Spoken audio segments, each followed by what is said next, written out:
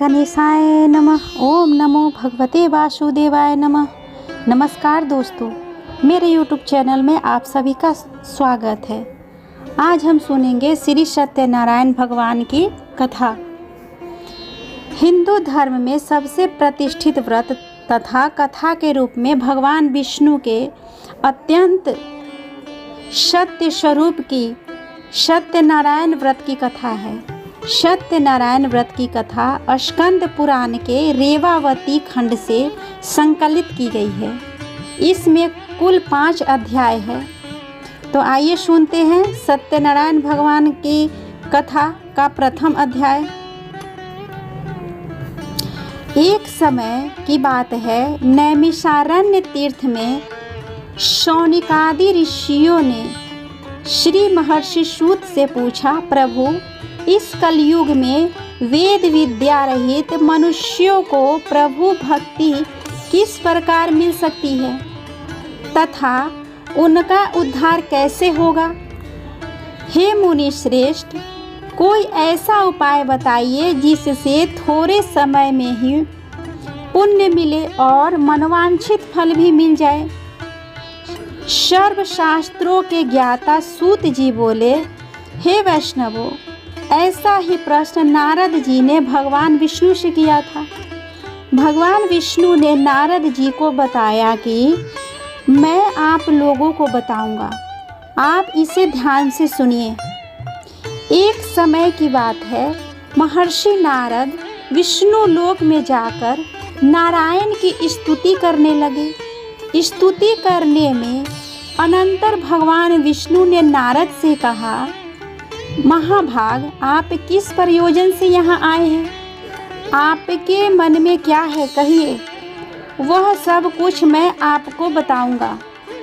नारद मुनि बोले, भगवान, मृत्युलोक में अनेक योनियों में जन्मे मनुष्य अपने कर्मों के द्वारा अनेकों क्लेशों से दुखी हो रहे हैं।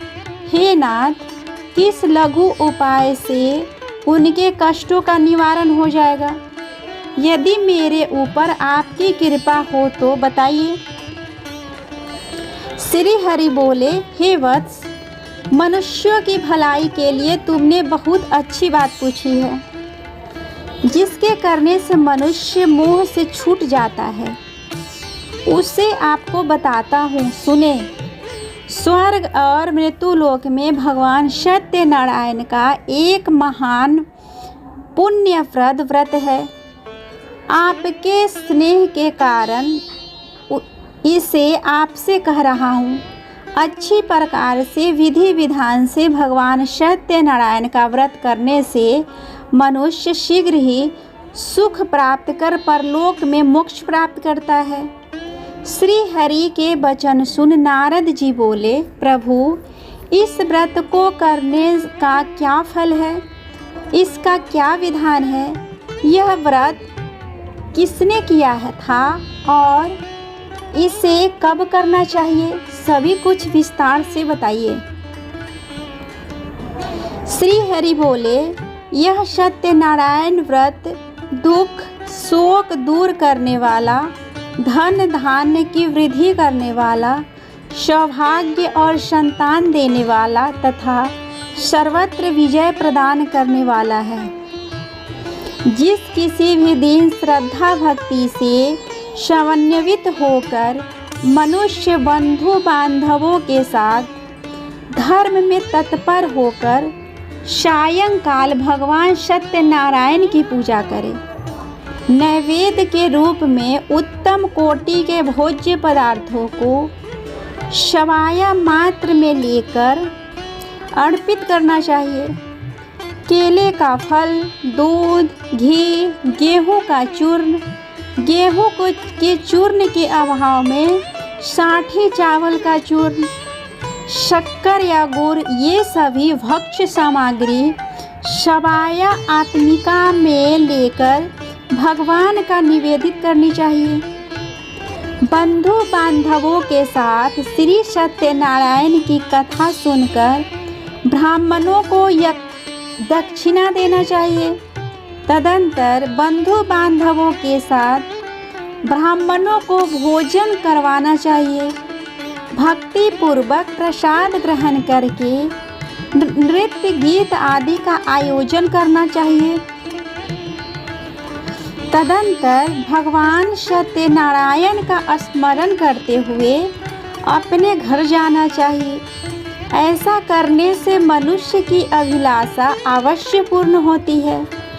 विशेष रूप से कलयुग में पृथ्वी लोक में यह सबसे छोटा उपाय है। इस तरह सत्यनारायण भगवान का प्रथम अध्याय व्रत का कथा का पूर्ण हुआ। आइए अब सुनते हैं श्री सत्यनारायण कथा का दूसरा अध्याय।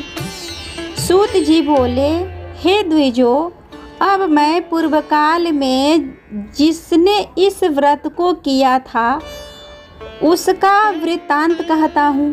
काशी नगर में एक अत्यंत निर्धन ब्राह्मण रहता था। भूख प्यास से परेशान वह धरती पर घूमता रहता था। ब्राह्मण प्रिय भगवान विष्णु ने इस दुखी ब्राह्मण की दशा देखकर वृद्ध ब्राह्मण का वेश धारण कर उस ब्राह्मण से आदर पूर्वक पूछा, हे विप्र, प्रतिदिन दुखी होकर तुम पृथ्वी पर क्यों घूमते हो? दरिद्र ब्राह्मण बोला, हे ब्राह्मण देव, मैं निर्धन ब्राह्मण हूँ और भिक्षा के लिए धरती पर घूमता रहता हूँ। यदि मेरी इस दरिद्रता को दूर करने का कोई उपाय जानते हो तो कृपा पूर्वक बताइए। वृद्ध ब्राह्मण कहता है, सत्यनारायण भगवान मनोवांछित फल देने वाले हैं, इसलिए तुम उनका उत्तम व्रत करो, जिसे करने से मनुष्य सभी दुखों से मुक्त हो जाता है। वृद्ध ब्राह्मण का रूप धारण किए भगवान विष्णु व्रत का सारा विधान बताकर अंतर्ध्यान हो गया। ब्राह्मण मन ही मन सोचने लगा कि जिस व्रत को वृद्ध ब्राह्मण करने को कहा है उसे जरूर करूँगा। यह निश्चय करने के बाद उसे रात में नींद नहीं आई। अगले दिन प्रातःकाल उठकर सत्यनारायण भगवान के व्रत का निश्चय कर भिक्षा के लिए चला गया। उस दिन ब्राह्मण को भिक्षा में बहुत धन मिला, जिससे उसने बंधु बांधवों के साथ मिलकर श्री सत्यनारायण भगवान का पूजा और कथा किया। भगवान सत्यनारायण का व्रत करके वह निर्धन ब्राह्मण सभी दुखों से छूट गया और अनेक प्रकार के संपत्तियों से युक्त हो गया। सत्यनारायण भगवान के व्रत को जो मनुष्य करेगा वह सभी प्रकार के पापों से छूटकर मोक्ष को प्राप्त होगा। जो मनुष्य इस व्रत को करेगा यह भी सभी दुखों से मुक्त हो जाएगा। सूत जी बोले, भगवान विष्णु ने जो महात्मा नारद जी से कहा था वह सब मैंने आपको कह दिया है। अब आगे क्या कहूँ? शौनकादि ऋषि बोले, मुनिवर, उस ब्राह्मण से सुनकर किस किस ने इस व्रत को किया, हम सब इसे जानना चाहते हैं। हमारी इस व्रत के प्रति श्रद्धा हो रही है। सूत जी बोले, हे महामुनि, जिसने इस व्रत को किया है यह सब सुनो। एक समय वह विप्र धन का ऐश्वर्य के साथ अपने बंधु बांधवों के साथ इस व्रत को करने को तैयार हुआ। उसी समय एक लकड़हारा वहां आया और लकड़ियाँ बाहर रखकर अंदर ब्राह्मण के घर में गया। प्यार से दुखी वह लकड़हारा उनको व्रत करते देख पूछने लगा कि आप यह क्या कर रहे हैं तथा इसे करने से क्या फल मिलेगा, कृपया मुझे बताइए। ब्राह्मण ने कहा कि सब मनोकामनाओं को पूरा करने वाला यह सत्यनारायण भगवान का व्रत, इसकी कृपा से ही मेरे घर में धन धान्य आदि की वृद्धि हुई है। सत्यनारायण भगवान के बारे में जानकर लकड़हारा बहुत प्रसन्न हुआ। चरणामृत लेकर वह प्रसाद खाने के बाद यह अपने घर गया। लकड़हारे अपने मन में संकल्प किया कि आज लकड़ी बेचने से जो धन मिलेगा उसी से श्री सत्यनारायण भगवान का उत्तम व्रत करूँगा। मन में इस विचार को बूढ़ा आदमी सिर पर लकड़ियाँ रख उस नगर में बेचने गया जहाँ धनी लोग बहुत ज़्यादा रहते थे। उस नगर में उसे अपनी लकड़ियों का दुगना दाम मिल गया। बूढ़ा प्रसन्नता के साथ केले, घी, दूध, दही और गेहूं का आटा लेकर अपने घर आया। वहां उसने अपने बंधु बांधवों को बुलाकर विधि विधान से सत्यनारायण भगवान का पूजन किया। इस व्रत के प्रभाव से वह धन आदि से युक्त होकर संसार के समस्त सुख भोग प्राप्त कर अंत काल में वैकुंठ धाम चला गया। इसी तरह श्री सत्यनारायण भगवान के कथा का दूसरा अध्याय पूर्ण हुआ। श्री सत्यनारायण भगवान की जय। अब हम सुनते हैं श्री सत्यनारायण भगवान की कथा का तीसरा भाग। श्री सूत जी बोले, हे श्रेष्ठ मुनियों, अब आगे की कथा कहता हूँ। पहले समय में उल्का मुख नाम का एक बुद्धिमान राजा था। वह सत्यवादी और जितेंद्रिय था। वह प्रतिदिन देव स्थानों पर जाता और निर्धनों को धन देकर उनके कष्ट दूर किया करता था। उनकी पत्नी कमल के समान मुख वाली तथा सती साध्वी थी। एक दिन वह भद्रशिला नदी के तट पर श्री सत्यनारायण भगवान का व्रत कर रहा था। उसी समय अनेक पुष्कल धनराशियों से संपन्न एक साधु नाम का बनिया वहां आया और अपनी नाव स्थापित करके राजा के समीप जाकर उसने पूछने लगा, हे राजन, भक्ति भाव से पूर्ण होकर आप यह क्या काम कर रहे हैं? मैं सुनने की इच्छा रखता हूँ, कृपया आप मुझे बताइए। साधु बोला, मैं अपने बंधु बांधवों के साथ पुत्रादि की प्राप्ति के लिए श्री सत्यनारायण भगवान का व्रत और पूजन कर रहा हूँ। राजा के वचन सुन साधु आदर से बोला, हे राजन, मुझे इस व्रत का सारा विधान बताइए। आपके कथनानुसार मैं इस व्रत को करूँगा। मेरी भी संतान नहीं है। इस व्रत को करने से निश्चय रूप से मुझे संतान की प्राप्ति होगी। राजा से व्रत का सारा विधान सुन साधु अपने घर गया और अपनी पत्नी लीलावती को संतान देने वाले इस व्रत का वर्णन कह सुनाया और कहा कि जब मेरी संतान होगी तब मैं इस व्रत को करूँगा। एक दिन लीलावती पति के साथ आनंदित हो सामरिक धर्म में प्रयुक्त होकर सत्यनारायण भगवान की कृपा से गर्भवती हो गई। 10वें महीने में उसके गर्भ से एक सुंदर कन्या ने जन्म लिया। दिनों दिन यह ऐसे बढ़ने लगी जैसे कि शुक्ल पक्ष का चंद्रमा बढ़ता है। माता पिता ने अपनी कन्या का नाम कलावती रखा। एक दिन लीलावती ने मीठे शब्दों में अपने पति को याद दिलाया कि आपने सत्यनारायण भगवान के जिस व्रत को करने का संकल्प लिया था उसे करने का समय आ गया है। आप इस व्रत को करिए। साधु बोला कि हे प्रभु, इस व्रत को मैं उसके विवाह पर करूँगा। इस प्रकार अपनी पत्नी को आश्वासन देकर वह नगर के व्यापार को चला गया। कलावती पिता के घर में रहकर बड़ी होने लगी और वृद्धि को प्राप्त हुई। साधु ने एक बार नगर में अपनी कन्या को उनके सखियों के साथ देखा तो तुरंत ही दूत को बुलाया और कहा कि मेरी कन्या के लिए योग्य वर देख कर आओ।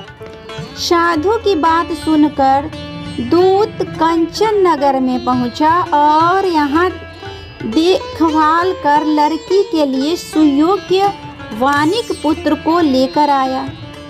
सुयोग्य लड़के को देख साधु ने बंधु बांधवों को बुलाकर अपनी पुत्री का विवाह कर दिया। लेकिन दुर्भाग्यवश साधु बनिया भगवान सत्यनारायण का उत्तम व्रत करना भूल गया।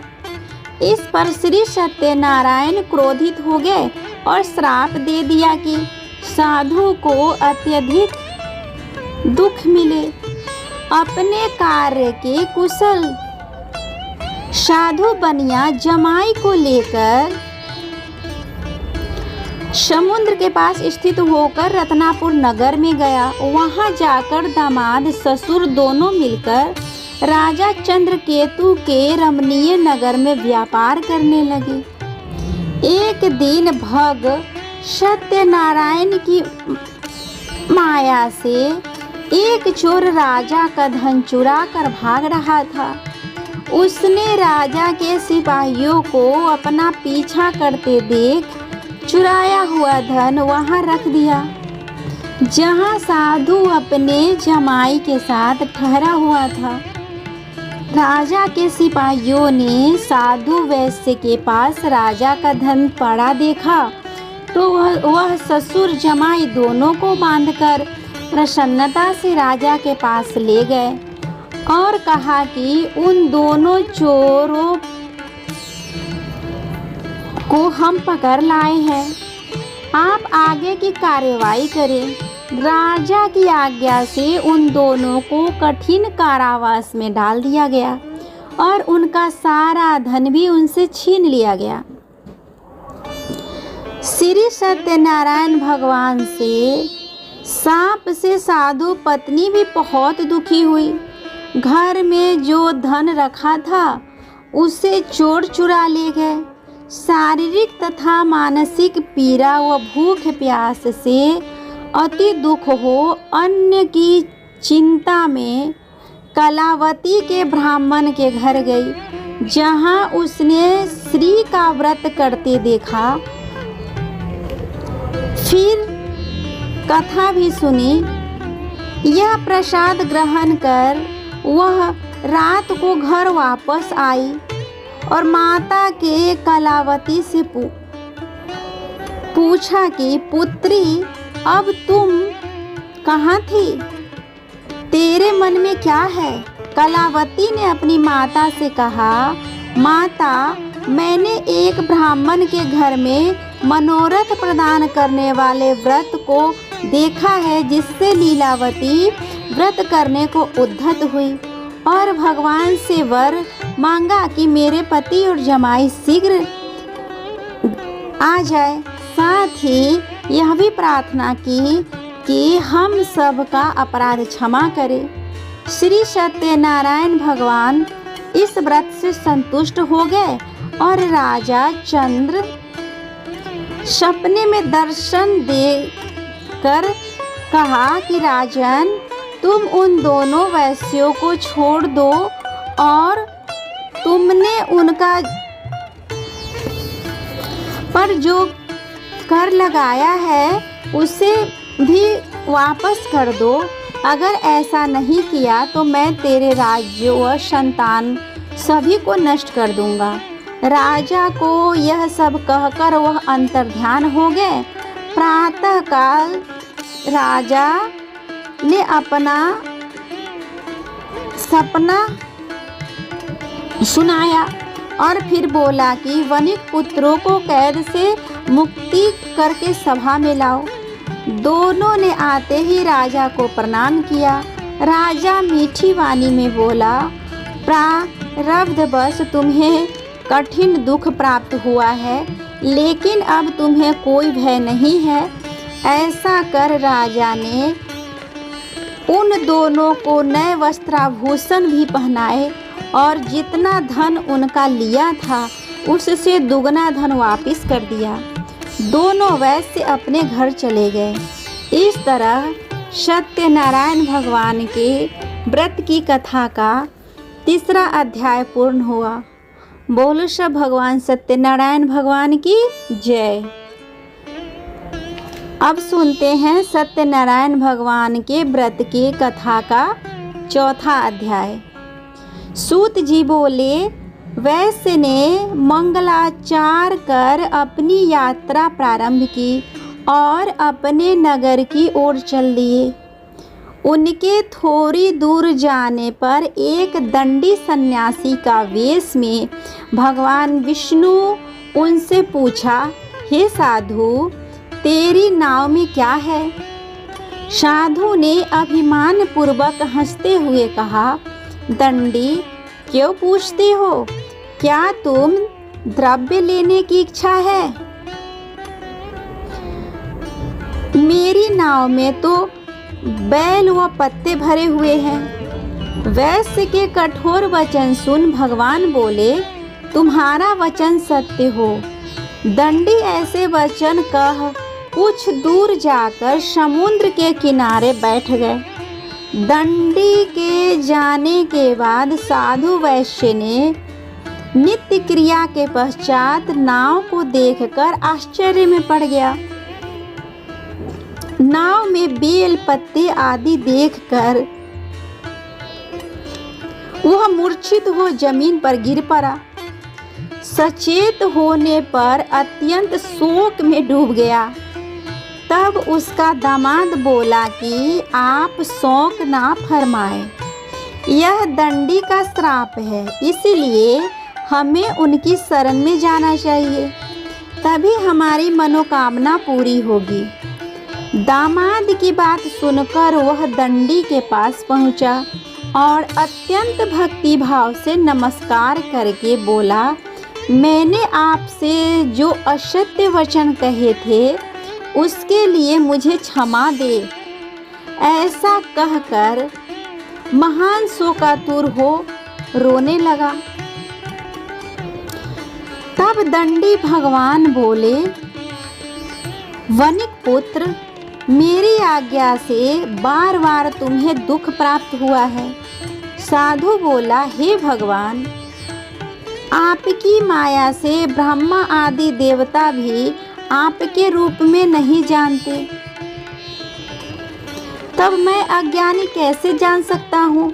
आप प्रसन्न होइए, अब मैं सामर्थ्य के अनुसार आपकी पूजा करूँगा।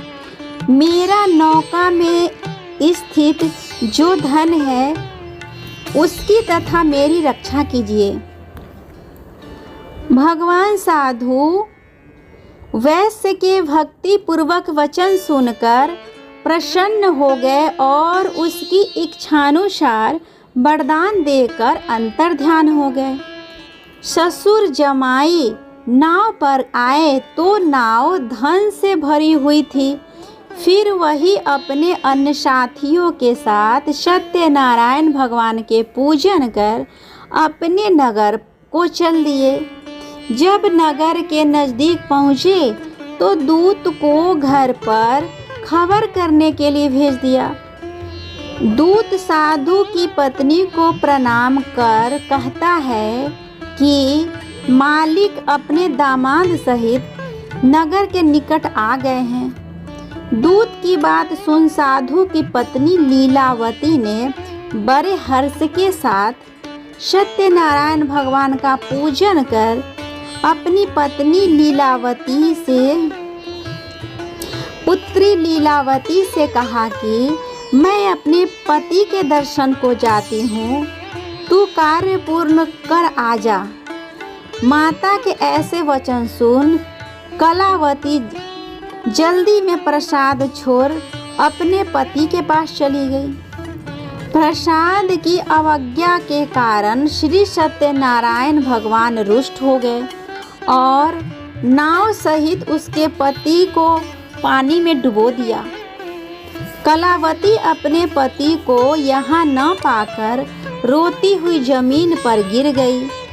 नौका को डूबा हुआ देख वह कन्या को रोता देख साधु दुखी होकर बोला कि हे प्रभु, मुझसे तथा मेरे परिवार से जो भूल हुई है उसे क्षमा करे। साधु के दीन वचन सुनकर श्री सत्यनारायण भगवान प्रसन्न हो गए और आकाशवाणी हुई, साधु तेरी कन्या मेरे प्रसाद को छोड़ कर आई है, इसीलिए उसका पति अदृश्य हो गया है। यदि वह घर जाकर प्रसाद खाकर लौटती है तो इसे उसका पति अवश्य मिलेगा। ऐसे आकाशवाणी सुन लीलावती घर पहुंचकर प्रसाद खाती है और फिर आकर अपने पति के दर्शन करती है। उसके बाद साधु अपने बंधु बांधव सहित श्री सत्यनारायण भगवान का विधि विधान से पूजन करता है। इस लोक का सुख भोग वह अंत में स्वर्ग लोक को जाता है। इस तरह श्री सत्यनारायण भगवान के व्रत की कथा का चौथा अध्याय पूर्ण हुआ। आइए अब हम श्री सत्यनारायण भगवान के व्रत की कथा का 5वां अध्याय सुनते हैं।